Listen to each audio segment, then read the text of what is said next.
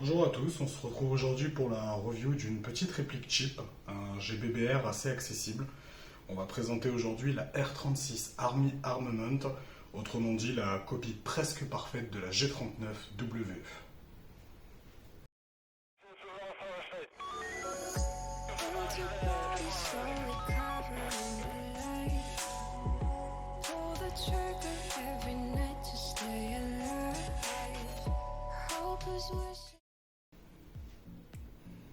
Donc cette R36 Army Armament pèse 2,53 kg, une réplique relativement légère pour son gabarit, puisque composée principalement de plastique polymère. Elle mesure 550 mm en repliant la crosse qui, chose assez agréable, vient bien se loquer et se maintenir quand elle est repliée, et crosse dépliée 720 mm. Donc on va dire que c'est une réplique qui peut être relativement compacte une fois crosse repliée, mais c'est pas forcément quelque chose d'ultra ergonomique. On retrouve avec donc livré un chargeur 30 coups à gaz, Army Armament, et puis elle est annoncée alors en sortie de boîte avec une vélocité d'environ 360-380 fps. Après avoir, on verra bien évidemment au chronie en suivant, mais donc une réplique qui est censée taper assez fort d'origine. À l'intérieur, on retrouve un canon de 225 mm, donc un canon relativement petit pour le gabarit de la réplique. Forcément, on le voit à la longueur de la crosse principalement, c'est ça qui vient intervenir dans la longueur de la réplique, mais un canon qui reste relativement petit, 225 mm, mais d'origine en 6,04, donc même diamètre que par exemple les Maple Leaf Crazy Jet et autres. Donc concernant cette G36, comme on a pu le voir, elle est composée principalement de plastique, c'est l'architecture même de la G36 en tant qu'arme, donc ici reproduite en plastique. On retrouve néanmoins quelques éléments en métal, on va retrouver les rails supérieurs, latéraux et celui du dessous pour la poignée. On va retrouver la goupille, enfin les goupilles du moins de la réplique, on va retrouver le bloc mobile, bien que la petite languette ici du levier d'armement, elle, est en plastique et est considérée comme un élément fragile, sensible de la réplique, donc il sera possiblement à changer en tout cas avec le temps. Après le bloc mobile, lui, est en métal. Sur la réplique, sinon en soi, voilà, c'est une majorité de plastique, que ce soit au niveau du corps, de la crosse, tout simplement du puits de chargeur et des différents autres éléments tels que le garde-main. J'oubliais, le cache-flamme, lui, est en métal. Que dire sur cette réplique? Pour une réplique, on va dire accessible, assez bas de gamme, low cost, il n'y a pas d'autre terme, puisqu'elle est, elle est achetable à environ 130 €. On ressort quand même avec une réplique qui a un plastique de bonne qualité. J'entends par là légèrement granuleux, pas d'effet brillant, une belle peinture mate. On n'a pas la sensation de réplique de fête foraine. J'ai eu l'occasion de croiser la G39 WE, bien qu'elle soit mieux finie en termes de moulure, principalement. Cette réplique, finalement, elle s'en sort pas si mal au niveau de son externe. Quand je parle des moulures, je sais pas si on les verra trop ici, mais enfin, au niveau du garde-main, on se retrouve avec quelques belles moulures. Au niveau ici de l'arrière de la réplique, de la poignée, on en a aussi. Enfin, il y en a quelques-unes sur la réplique, ça reste néanmoins relativement discret. Et puis, pour le prix de la réplique, j'ai envie de dire, voilà, 130 € livré avec 2 chargeurs, donc un chargeur d'origine plus un supplémentaire. C'est quand même relativement accessible et peu cher, donc je pense qu'il va pas trop falloir s'attarder sur l'externe, bien que pour ma part, j'ai été agréablement surpris. Petit élément, bien évidemment, les petits marquages que vous voyez ici ne sont pas fournis avec la réplique. Petit tips perso, bien que le rendu ne soit pas optimal, c'est un rajout personnel des autocollants que j'ai acheté sur AliExpress pour peut-être environ 6-7 € je crois avec les frais de port. Et puis comme ça tient forcément très mal, ça ne colle pas correctement à la réplique, enfin bon, c'est pas folichon, j'ai rajouté une couche de vernis transparent. Donc messieurs, si vous avez des copines qui ont du vernis à ongles, enfin de la base du moins transparente, c'est le moment de leur piquer en don secret. Et puis voilà, j'ai rajouté ça par-dessus pour créer une petite épaisseur de vernis qui va venir protéger en fait les marquages. C'est pas, enfin, le rendu est pas super parce qu'il est un peu trop brillant, mais voilà, je vais retravailler par-dessus pour permettre justement d'effacer tout ça. Donc d'origine, comme sur la G39 WE, on a en fait une petite plaque ici avec un gros marquage R36 Army Armament, le truc bon pas du tout réaliste, bien que peut-être on ne soit pas tous attachés au marquage et à l'aspect RS de nos répliques, ça reste quand même quelque chose de très voyant et de très peu qualitatif. Et au niveau marquage sur la réplique d'origine, c'est tout ce qu'on a. Ceux-là, c'est pareil, c'est moi qui les ai rajoutés. Petite anecdote, il va falloir que je les change parce que en fait ils ont été simplement mal positionnés. J'ai fait la bêtise de les positionner comme montré sur les photos sur AliExpress. Et en fait, en regardant des vraies photos, ce que j'aurais dû faire avant, je me suis rendu compte que c'était pas du tout les bons emplacements et qu'il en manquait un. Bon, blague à part, sinon, voilà, il n'y a pas de marquage sur la réplique, puisque pas de licence, pour le prix on s'en doute. Juste des petits marquages ici, de la petite peinture pour le sélecteur de tir. Réplique, comme on peut le voir, qui est ambidextre. Et puis voilà, concernant, on va dire, les caractéristiques principales de la réplique en externe. Concernant les chargeurs, alors ça c'est un élément que je pense, qui est plutôt important à aborder. Les chargeurs, donc là on peut voir un chargeur d'origine de la G36 Army Armament, le chargeur qui a été livré avec. Pour la petite anecdote encore, j'ai tenté d'insérer en faisant un petit Photoshop des fausses balles. Bon, c'est pareil, c'est comme les marquages de la réplique, le rendu est pas du tout optimal, mais on va dire que ça habille un peu la réplique. C'est des éléments à retravailler, quitte à avoir une réplique cheap, autant tenter des customs cheap. Donc le chargeur, comme je disais, a une coque externe en plastique, comme le chargeur WE, le G39WE classique. Par contre, sa coque interne, quant à elle, est en métal. Donc ça va avoir un réel impact, on va dire, sur le poids de vos chargeurs, puisque là, donc le chargeur est vide, tous les chargeurs sont vides, et on peut le voir, on va le passer à la pesée. On est sur un chargeur de 627 grammes, donc qui est quand même un poids assez conséquent à vide, 625, à vide, sans gaz ni billes donc. Et si on prend le chargeur WE, donc qui n'est pas livré avec, qui est acheté à part, puisqu'ils sont compatibles, encore une fois, lui, il restait un petit peu de gaz. Donc là, pour le coup, il est vide. Hop, on le pose sur la balance et on est à 370 grammes. Donc en fait, on se rend compte qu'à vide, le chargeur Army Armament pèse presque, on va dire, 2 fois plus lourd que le chargeur WE, puisque le chargeur WE, notamment, a une coque, donc lui aussi externe en ABS, mais interne aussi. C'est du plastique, il n'y a pas de métal, en fin de compte, dans la conception du chargeur, au contraire de celui-ci. Donc ça a un réel impact, évidemment, sur le poids du chargeur et sur tout simplement le confort qu'il y aura dans le gilet. Donc étant donné que la réplique est livrée avec 2 chargeurs Army Armament, bon, on va les garder, on va pas non plus les jeter, mais bien évidemment, je suis passé pour les prochains chargeurs à des chargeurs WE. Donc je me retrouve aujourd'hui avec 2 chargeurs Army, 2 chargeurs WE. On va dire qu'il faudra les disposer sur le gilet correctement pour équilibrer un petit peu la réplique. Autre élément assez important, je trouve, ça va être la qualité des chargeurs. Alors, si le focus veut bien se faire, on se rend compte ici que les gaz routes en fait de ces chargeurs Army Armament sont particulièrement pas qualitatifs quoi. Le gaz route est pas droit, il y a des petits bourrelets. Je précise que les chargeurs sont neufs, la réplique n'a pas encore subi, on va dire, de partie qui lui demande beaucoup d'efforts. Donc le gaz route, voilà, on voit qu'il est un petit peu, on dirait presque abîmé, il est pas plat, il y a des bourrelets. Autre élément aussi, le ressort à l'intérieur qui vient ramener cette petite tige pour empêcher le tir à vide, bloquer le tir à vide et en fait bloquer la culasse à la fin de votre chargeur.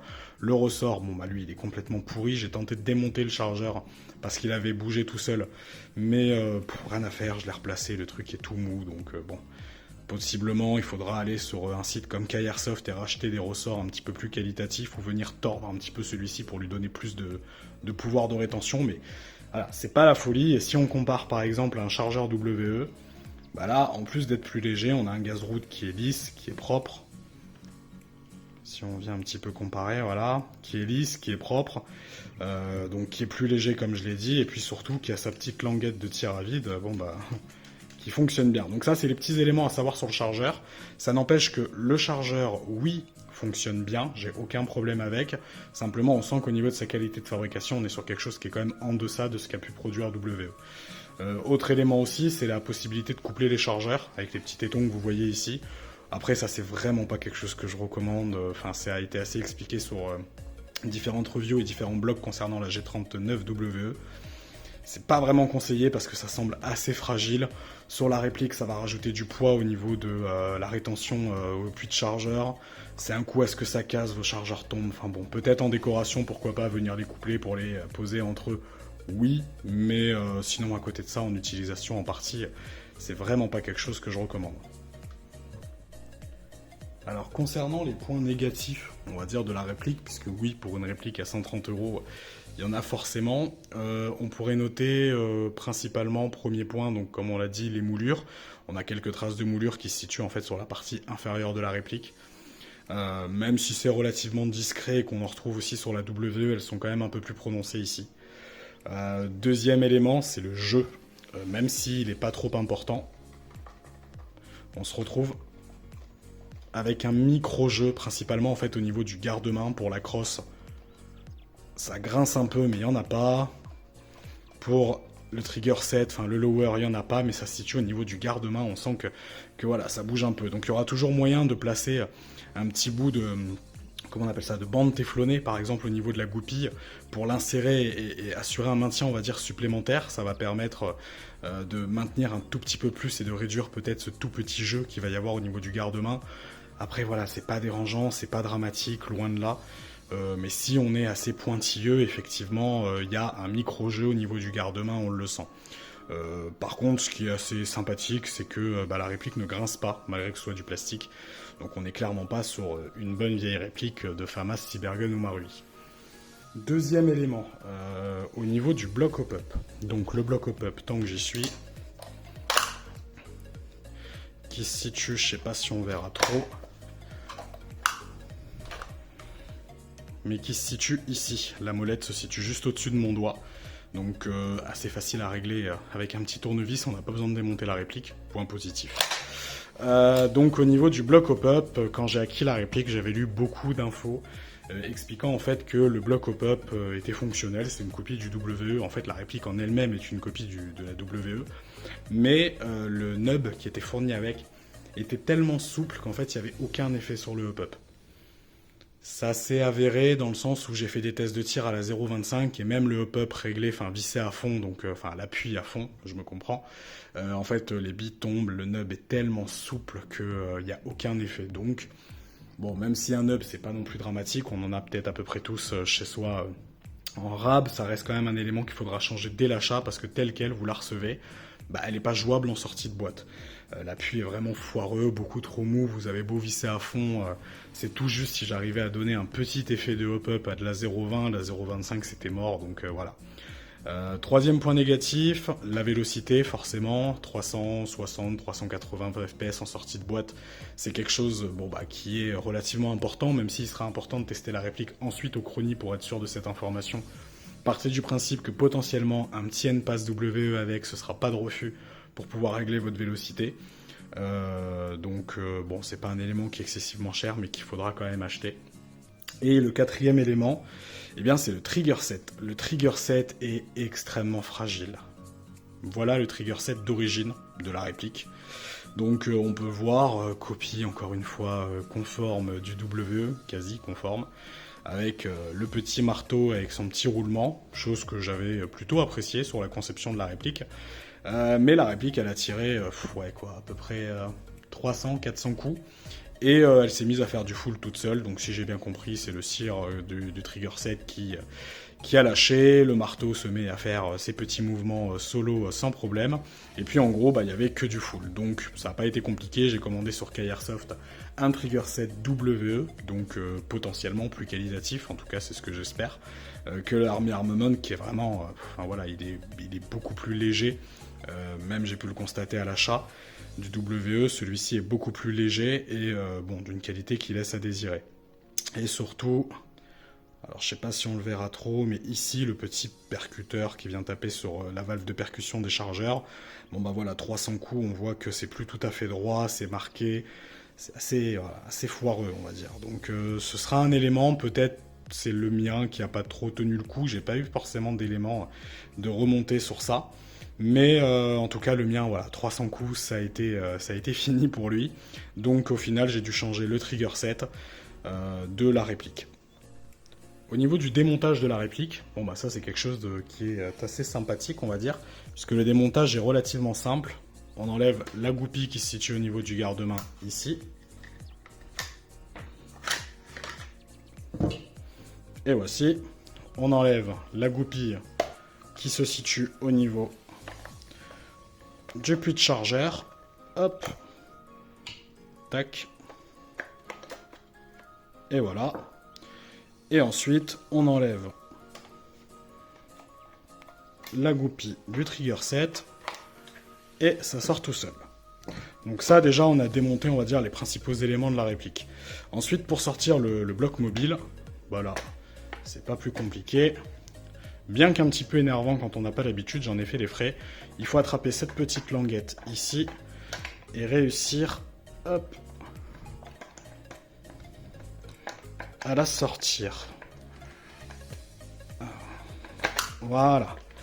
Donc là, on retire le ressort et on vient ramener le bloc mobile ici, donc avec son nozzle, la culasse et puis la petite languette du levier d'armement. Et là, on se retrouve avec la réplique, on va dire, quasi démontée. Si vous voulez sortir le bloc hop-up, il va falloir, en fin de compte, dévisser le barrel nut, retirer le canon externe, cette petite partie-là, et puis une fois que ce sera fait, en fait, le bloc hop-up va directement tomber par l'intérieur de la réplique, donc chose assez facile à réaliser. Mais on peut le voir, un démontage qui est relativement simple et accessible à tous, pour au moins venir après graisser et entretenir le bloc mobile et le trigger set. Étant donné qu'on a abordé le sujet du trigger set, donc là, pour rappel, le trigger set Army Armament d'origine, et à l'intérieur, on peut voir le trigger set WE, donc que moi j'ai remplacé puisque celui-ci était complètement foiré. Au niveau de la conception, en fait, on est vraiment sur une conception équivalente. J'ai essayé avec un petit aimant. Oui, Team Xbox, pour ceux qui se posent la question.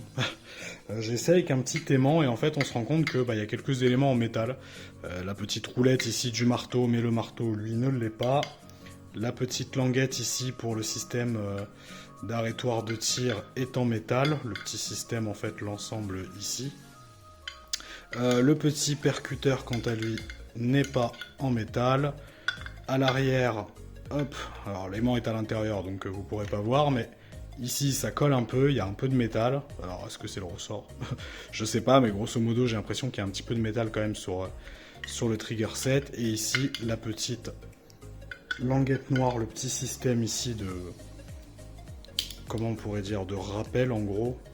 Hop, pour le marteau, lui aussi est en métal. Pour WE, c'est à peu près pareil, en fin de compte. Si on reprend le petit aimant, la roulette est en métal, pas le marteau, la petite languette ne l'est pas, le système ici l'est, voilà, j'arrivais pas à accrocher. Et puis grosso modo, c'est à peu près les mêmes éléments. Alors après, s'il est réputé comme, on va dire, plus fiable, est-ce que c'est parce que l'alliage est de meilleure qualité? Je sais pas trop. Mais en tout cas, j'ai préféré quand même passer sur un WE, puisque ça me semblait dans tous les cas potentiellement plus qualitatif que le trigger set Army Armament. Donc là, on va entamer un petit test de tir avec cette G36. Tir à vide, déjà pour voir un peu ce que ça donne au niveau du kick avant de passer au test prony. Mais avant tout, bien évidemment, même si tir à vide, on n'oublie pas les petites lunettes de protection. On insère le chargeur. Et là, donc, la sécurité qui, je le précise, ne peut être mise que si la réplique est armée, comme sur beaucoup de répliques de M4 à gaz qui reproduit en fait le système RS. Donc là, on passe en semi et c'est parti.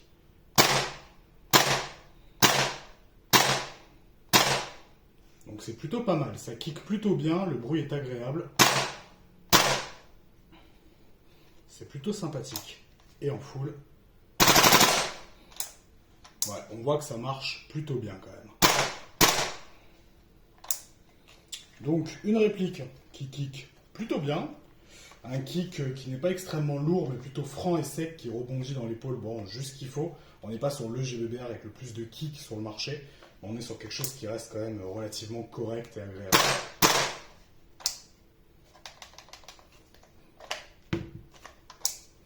Voilà, et là on voit qu'on ne peut pas passer en sécu.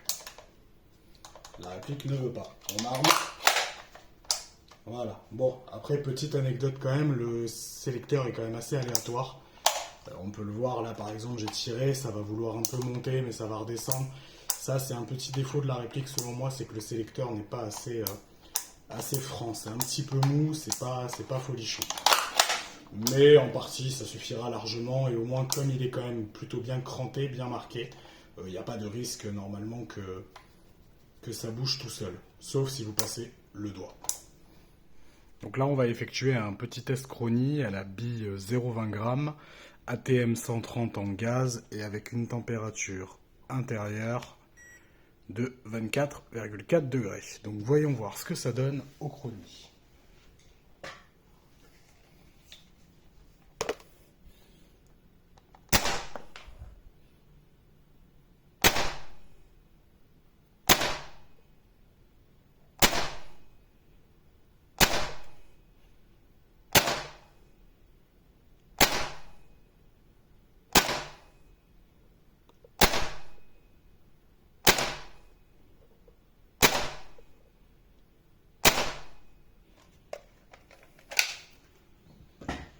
Donc on se retrouve avec des valeurs quand même en deçà de ce qui était annoncé, puisque on navigue, on va dire, entre, que je reprenne le premier tir de la réplique, voilà, entre 349, 45, 54, 52, 49, ça reste des valeurs qui sont relativement stables quand même pour une réplique comme celle-ci. Petite précision néanmoins, la réplique ne dispose pas de sa rocket valve d'origine puisque j'ai installé une rocket valve Poséidon rouge, qui a, de ce que j'ai compris, baissé la vélocité de la réplique. J'ai pas fait de test chronie avant puisque la rocket valve était un peu abîmée à l'achat, donc notamment son ressort. Donc du coup avec une rocket valve Poséidon rouge, on voit que ça tape entre, on va dire en moyenne à 350 fps, relativement stable pour une réplique comme celle-ci. Après, si on souhaite diminuer la vélocité, il nous restera deux solutions. La première, c'est l'utilisation d'un NPass WE comme celui-ci, donc à la place de la rocket valve, même si je ne suis pas forcément fan de cette solution, puisque je perdrais un peu les effets bénéfiques de ma rocket valve Poséidon. Et la deuxième possibilité, c'est d'utiliser des LFS, donc des réducteurs de flux en fait qui se mettent en sortie de nozzle. Donc là normalement il y en a trois, un noir qui réduit le gaz, enfin la vélocité de 20%, un blanc qui est ici de 10% et le bleu 15%, le noir est actuellement dans ma MP5, et ces LFS en fait se mettent en sortie de nozzle, juste à la sortie du nozzle, à l'intérieur, devant la rocket valve, et permettent de réduire la puissance de manière stable. Donc il nous restera ces solutions-là, ou sinon l'utilisation d'un gaz sans 16 PSI par des températures comme celle-ci, sachant que vu le kick actuel de la réplique, je pense qu'elle tournera parfaitement bien avec un gaz sans 16 PSI. Et puis sinon globalement voilà une réplique qui est intéressante, une réplique qui en plus de ça dispose d'une course de queue de détente que je n'ai pas montré tout à l'heure mais extrêmement courte. Là si j'arme la réplique, on peut le voir. On voit qu'en fait la course est extrêmement courte, donc ça aussi c'est quelque chose d'assez agréable. Puisque finalement on n'a pas une course qui est longue, on a vraiment quelque chose qui semble finalement entre guillemets être réactif dans les mains, avec lequel on va pouvoir relativement bien enchaîner le semi, raisonnablement parce que ça reste un GBBR et par des températures fraîches, sinon on va en payer les conséquences. Et aussi parce qu'avec des chargeurs 30 coups, on sait très bien qu'on va éviter le pré-shoot à tout va et d'être un peu trop généreux, on va dire, sur les billes. Mais voilà, une réplique réactive, une réplique qui, une fois 2-3 modifications faites, comme celle aussi du trigger set qui est beaucoup trop fragile, est très agréable en tout cas à utiliser. Et pour le prix, que dire de plus, hein, si ce n'est que, comme je l'ai dit tout à l'heure, pour 200 €, vous avez une G36 Army Armament avec 4 chargeurs, contre environ 360 € pour une WE. Et si on compte la fiabilisation, on se rapproche des 250-260 €.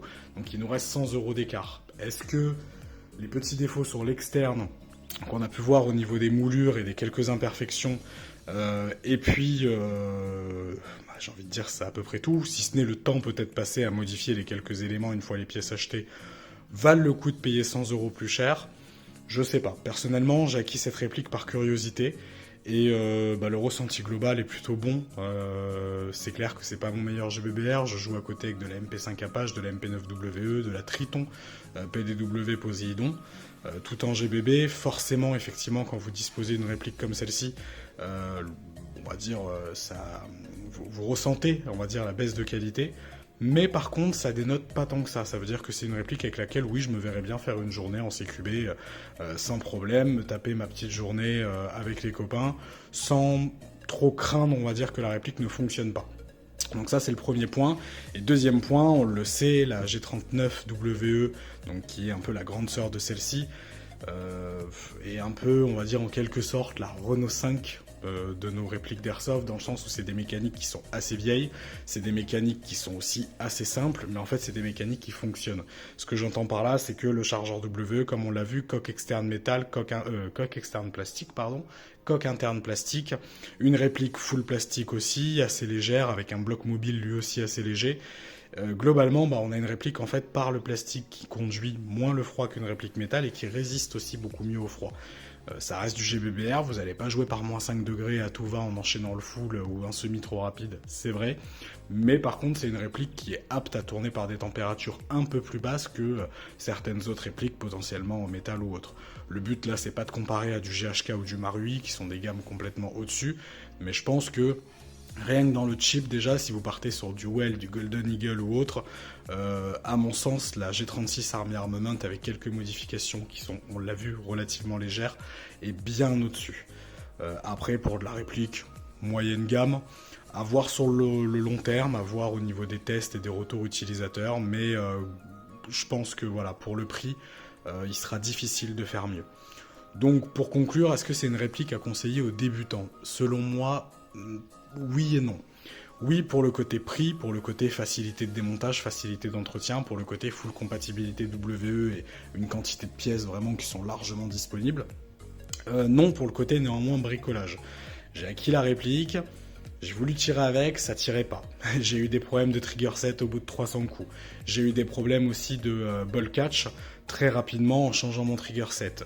Ça a été tout un lot de petits problèmes bénin, mais de petits problèmes à prendre en compte quand même. Donc au final, cette réplique, selon moi,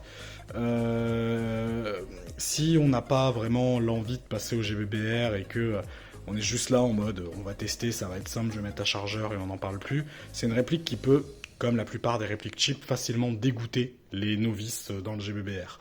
À côté de ça, si c'est par curiosité que vous avez déjà un peu d'expérience dans tout ce qui est entretien de réplique, même de l'AEG, après les différents entretiens et autres s'apprennent, je pense que ce sera une réplique qui pourra satisfaire bon nombre d'utilisateurs. C'est une réplique qui offrira de belles performances avec un petit canon, un joint. Pour ma part, je suis parti sur un canon Poséidon 605 230 mm et un joint 60 degrés. Niveau performance, ça va le faire. Niveau résistance au froid, c'est relativement correct. Le kick est bon, le cycle est relativement rapide. Je pense que voilà, pour ce prix-là, on est sur quelque chose de très correct et qui saura ravir la plupart des utilisateurs. C'est la fin de cette review. J'espère que cette review aura pu vous apporter quelques informations, quelques petits points d'éclaircissement sur cette réplique. J'espère aussi que vous aurez trouvé les éléments de réponse que potentiellement vous pouviez chercher. Et si vous avez un retour sur cette réplique lié à son utilisation, à votre avis personnel ou des retours utilisateurs que vous avez eu ailleurs, n'hésitez pas à les partager en commentaire, histoire qu'on puisse un petit peu voir finalement le chip en 2021. Aujourd'hui en 2022, mais acquis en 2021, qu'est-ce que ça vaut ?